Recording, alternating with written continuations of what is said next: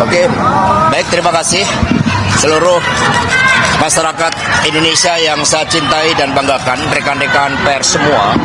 Mohon maaf agak terlambat karena bis yang kami pesan itu sempat 3 kali di-cancel. Apakah ada opsus atau tidak? Yang jelas kami sempat mencoba mengganti 3 bis, tapi akhirnya tetap datang sehingga kami terlambat. Terima kasih atas kesabarannya. Pada kesempatan ini saya datang ke Komisi Pemberantasan Korupsi.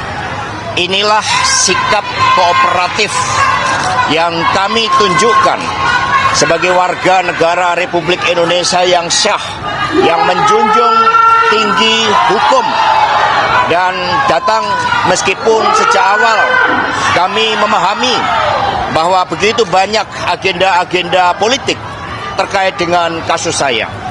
Ini bisa ditunjukkan yang pertama dari keterangan saksi yang mencoba diintimidasi. Bahkan saudari Tio pun itu tidak bisa berobat ke luar negeri melanjutkan pengobatan atas derita kanker yang dideritanya hanya karena tidak mau menyebutkan nama saya.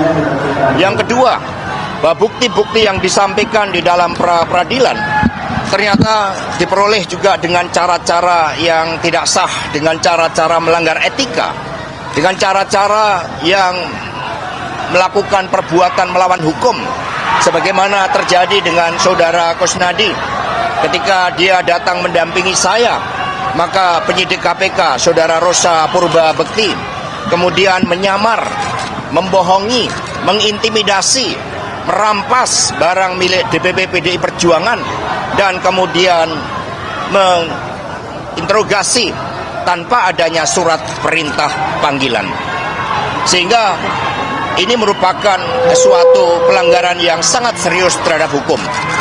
Yang ketiga, terjadinya pelanggaran terhadap hak asasi manusia.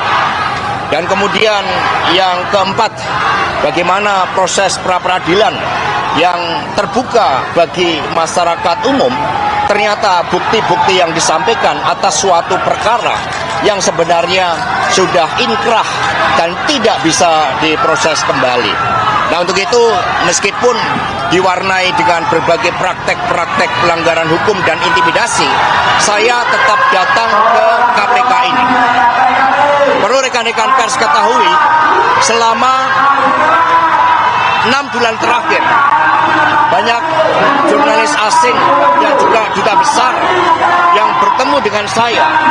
Mereka mempertanyakan tentang kegelapan demokrasi di Indonesia ini. Mereka begitu prihatin dengan kegelapan demokrasi ini hanya karena ambisi kekuasaan. Yang berkeadilan, maka dampaknya sangat luas. Tidak hanya kehidupan sosial, politik masyarakat, tetapi juga iklim investasi. Tidak akan ada investasi yang masuk ketika tidak ada hukum yang memberikan kepastian di dalam seluruh tata pemerintahan negara kita. Karena itulah kami mohon doanya, kami datang dengan niat baik, dan untuk itu mohon bersabar. Kami akan ikuti seluruh proses dengan memberikan keterangan yang sebaik-baiknya. Terima kasih.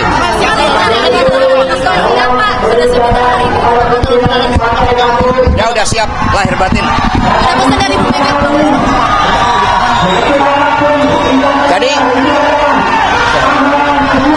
Jadi saudara-saudara sekalian, suatu pertanyaan yang baik. Bagaimana kalau saya ditahan? Rekan-rekan semuanya, Republik ini dibangun berdasarkan hukum yang berkeadilan. Itu konsepsi awalnya. Karena itulah ketika itu terjadi, semoga tidak, ya ini saya yakini akan menjadi pupuk bagi demokrasi. Ini akan menjadi benih-benih bagi upaya untuk mewujudkan suatu sistem penegakan hukum yang sebenar-benarnya tanpa pandang pilih. Karena itulah kami meyakini, karena kami dilatih untuk berjuang dengan keyakinan. Saya tidak menjabat sebagai pejabat negara.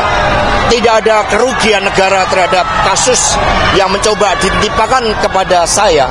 Sehingga Kalau penyimpangan dan penyalahgunaan kekuasaan itu terus-menerus akan digunakan, saya meyakini bahwa benih-benih demokrasi, pupuk-pupuk demokrasi untuk mengoreksi kekuasaan yang zalim itu akan semakin besar. Terima kasih.